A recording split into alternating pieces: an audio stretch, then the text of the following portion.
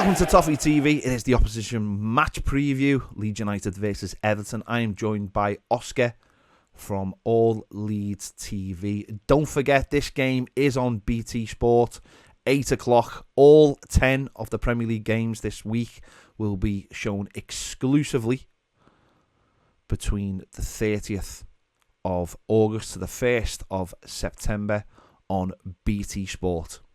So, Oscar, welcome to Toffee TV. How are you? Yeah, mate, good. Bit frustrating yesterday. Bit of a, obviously losing to Brighton away, but it was a little bit of a welcome back to reality kind of thing. I think in reality, 7 points from the first 4 games is a really good start to the season for us. Defensively, we look better. Going forward, we look like we've got a goal threat. But I'm not going to get too carried away. This league can, get you when you're not expecting it. So, but yeah, happy at this moment in time, mate. And yeah, looking forward to the game on Tuesday, definitely. Yeah, you've had a good start, really. 2 home wins, a draw against Southampton, which really you should have won as well, being 2-0 up. And obviously a defeat to Brighton, which, 1-0 defeat to Brighton is the worst thing in the world. They are a team in a very much on the up. So it has been a really good start.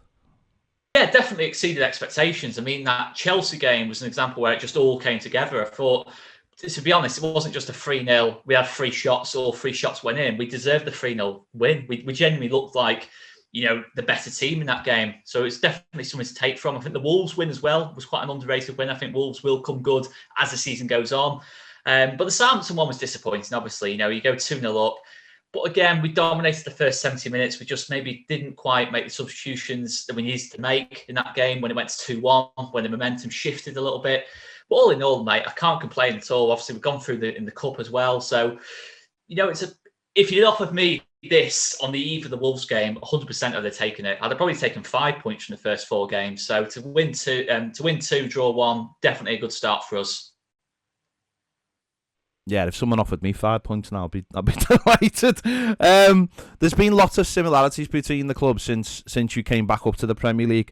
The first season, I think we finished on the same points. Last season, there was only 1 position between us, and obviously we both had to struggle through that relegation fight. Obviously for us, it went to the second to last game. For you, it went to the last game. And then we went and both sold our Brazilian talismans and had to sort of rebuild off the back of that. But what was for you the back end of last season like? Because I remember you came to Goodison Park and we beat you 3-0, and obviously we both changed managers as well. That to me was the first sign. Before that, I hadn't really thought Leeds were in trouble, but that was like one of the first signs that I thought, oh God, these have got a bit of a problem here. So how was that back end of the season for you, and obviously going to Brentford for the last game and having to pick up the win, which you did?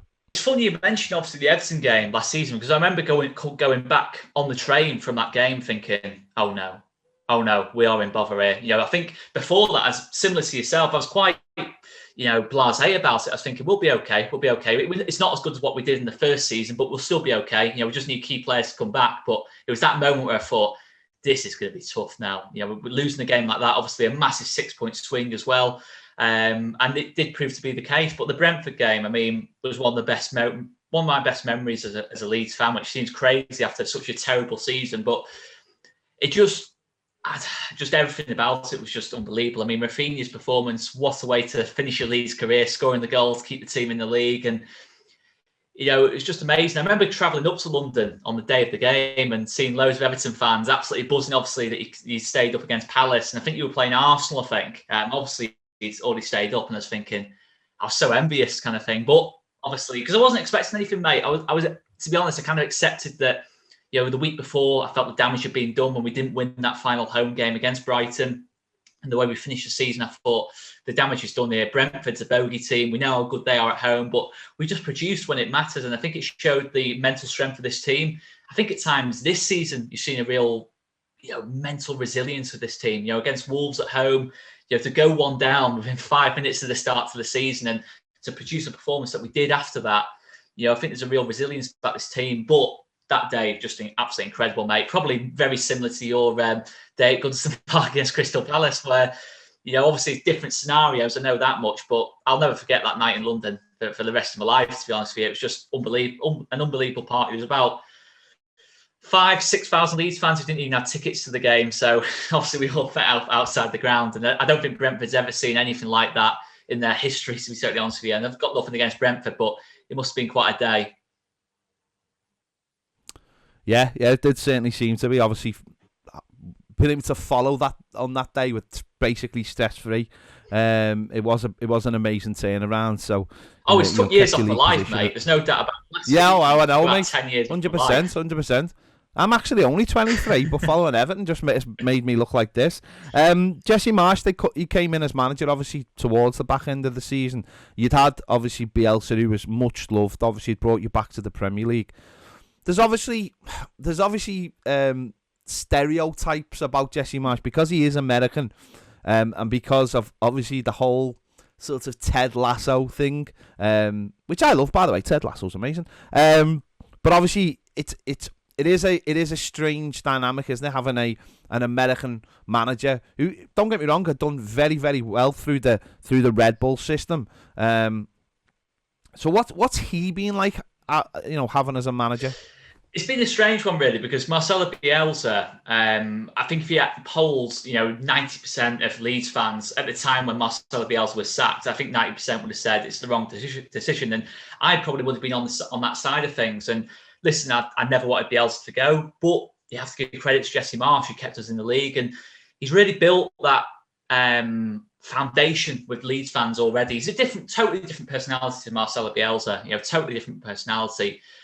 But to start with, listen, it was in this most stressful situation you can come into. The fact that we'd worked 16 years to get back into the Premier League and we're about to throw it away in the first season with fans back in the ground it was that pressure as well on it. The fact that if we go down this time, you got obviously Rafinha, Calvin, Phillips already left, but then you're looking at Meslier, Jack Harrison, Rodrigo, loads of other players on top of that. And it totally scuppers the whole plan that we have in place. But I have to say, I think it's got better by the week. I think we're seeing more and more what a Jesse Marsch team's about. I think the pressing, certainly this season compared to last season, since Jesse Marsch has come in, has improved as well. I think we look better off the ball. There's still little bits and pieces we need to improve, but in terms of recruitment, I can't have any complaints so far. We've definitely improved the squad, even though we've lost our two best players by far from last season. And he's a big part of that. And he just galvanises the whole football club. And tactically, I think he's underrated. I think that Brentford game, he made some big, big calls. The last two games of the season, really, he made some big, big calls. We had an injury crisis. And ultimately, it was those calls that kept us in the league. And the thing for me is, mate, I'm similar to obviously what we discussed on my channel. My expectation this season is just nothing like anything what last season was. No, nothing like that stress of the last game of the season, because our last 4 or 5 games were an absolute nightmare anyway. But just as long as we're safe, maybe a bit of a cut run on top of that, I'll be happy this season. So to start and be 5th in the table, yeah, we might drop down a few places after today, is a very, very strong start to the season. It's done nothing but help Jesse Marsch's cause. And the football is different to what it was under Bielsa, but I don't think you can ever get anything as aesthetically pleasing as what Bielsa ball was at full pelts. But in a different way, it really does, the crowd's energised off it. When you see the team pressing and really, probably a lot like what it is like Goodison, you really want to see, it's not all this pretty football as such, but it's the team at it and making hard work of it for the opposition, no matter how good or bad they are. And that's all you really want to see as a Leeds fan. We have this reputation, but we're not that demanding as fans, really. We just want to see 100%, and that's totally what we've seen all season so far. Yeah, I think that's all you want to see, and as we talked about over on your channel, that's something like, as an Evertonian, we want, and that's what Frank Lampard expects as well. But I think the thing with Jesse Marsch is, what I do like about the whole thing is, obviously you've brought in Harrison, you've brought in Tyler Adams, who so far seem to be very, very good signings. It has created this. It has created something to talk about, hasn't it? Leeds are suddenly in the spotlight as being from the American angle, and you've got a lot of people, rooting for you over in America now. And listen, if you haven't got Believe t-shirts or Major Leeds soccer t-shirts that you're on your channel, then you need to sort that out immediately. That'll be a goldmine for you. But the whole thing that, it's different, isn't it? It feels different having an American manager and him speaking in press conferences and just being a little bit different from everyone else. And what I mean, I'm not talking about the accent or you're right. I think his outlook is a lot more positive than managers who come through the British system, even to the media. I think the way just in general American sports people talk to the media is a lot more open, and they give a lot more of themselves and a lot more insight, whereas I think managers in Britain are a lot more closed off and don't want to give anything away because they fear that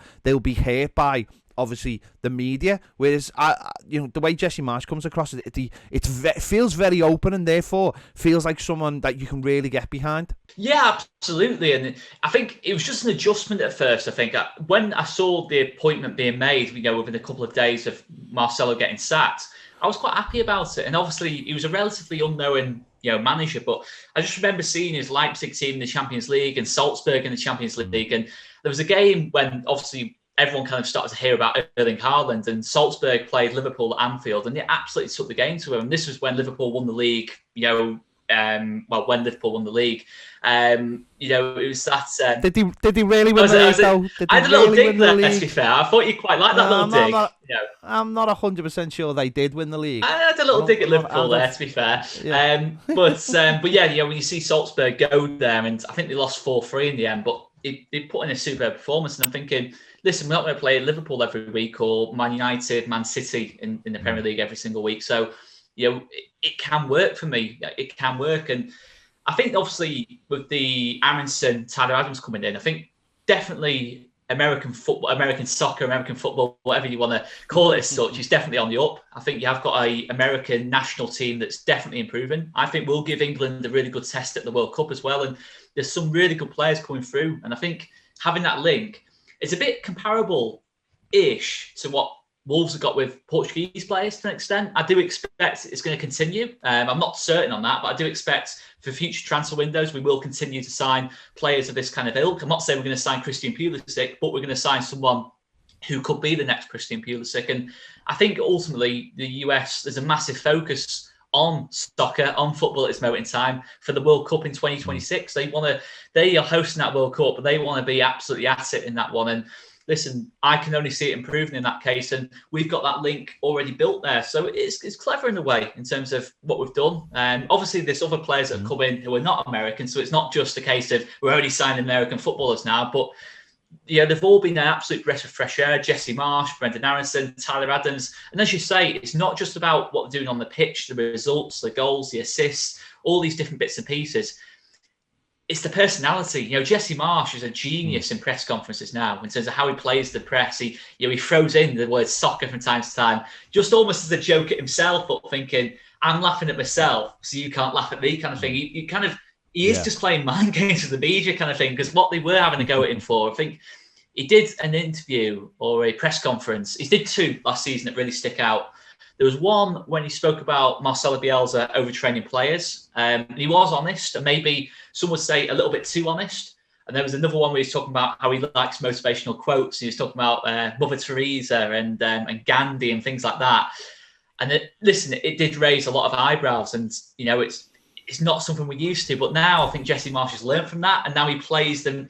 He almost laughs at himself kind of thing. So the media can't laugh at him. And it's amazing, really. But in terms of Adams and Aronson, again, personality-wise, there is this thing, about American sports people. I do think in general, as you kind of alluded to, are a little bit more emotional. I think Leeds fans really respond to that in that kind of sense. You see Adams, he's only about 5'8", 5'9", but he just puts absolutely everything into every tackle, every pass. Brendan Aronson, again, only slight, but heart of gold kind of thing, and hopefully it serves us well this season. And you have to wait and see how good they can be, because I don't really know how good they can be right now. Obviously it's easy to get carried away with Adams and Aronson and that lot, but let's just see over a full season what they can do. But so far, superb starts from both. Yeah, that's it, isn't it? It is a long season and things change all the time, but you are right about the American players. We had we've had lots of American players over the time. In fact, we were sort of where you are now 10 years ago, when we had a collection of American players and a good solid following over in the States, which we still have, and we've been on tour this summer there, and that hardcore's still there. And the way if you can catch that right, it can be huge. It can be huge. I've been so annoyed at Everton for the last 10 years of failing to capture the American market in terms of the players we've already had and the potential to bring in others as well, not just from a PR point of view, but from a foot. Whenever I meet Americans or go to America, Americans in general are fascinated by the city of Liverpool because it's so different to pretty much every other city in Europe in terms of what it's like, and you think it's a real open goal for Everton, really. I know. And they missed it, which is very much Everton. But no, it seems to be working for you guys. You've had a really good start of the season. You pulled yourselves out of it at the end of last season. So, why not feel buoyant? The league table, is looking all right for you at the moment. And as long as you're enjoying your football and you go on the match and the people are doing what you want them to do, then I think, just right now, in the age of football we live in right now, that's sort of all we can ask for, isn't it, at the moment? Because football is, we know about the top 2, we know about the top 6, and the Champions League feels like a million miles away for our clubs, even though, we are traditional big clubs.